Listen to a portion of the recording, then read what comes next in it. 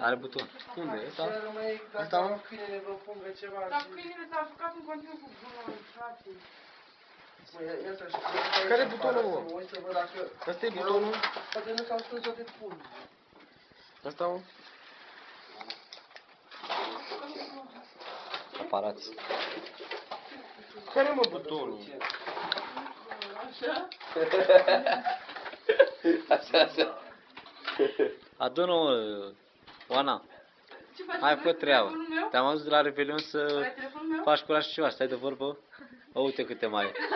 Uite câte treabă ai. Ai telefonul meu? Ei, tu vrei să stai fără bani aici? Ai telefonul meu? Tu vrei să stai la cabană fără Ai bani? telefonul meu? Da. Bine filmează. A fost, pentru că n-ai plătit și acum ți-am luat și telefonul și faci și curat. Hai. Vezi că ți-au tractor. Hai că îți dă bani pe goană. Hai că îți mări salariul. Ce pin ai, mă? 000? Ce? Vrei să audă și Oana.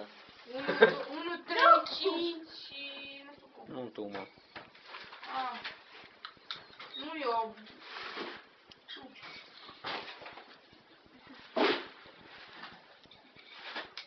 Oana! Bă, da, mai o singură Ți-a șmecherie. scos cartul. Ce? Oana!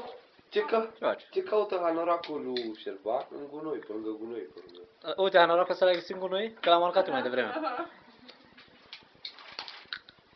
Vezi că am aruncat și 100 milioane la gunoi, că mă piși de bani, am bani de anul la gunoi.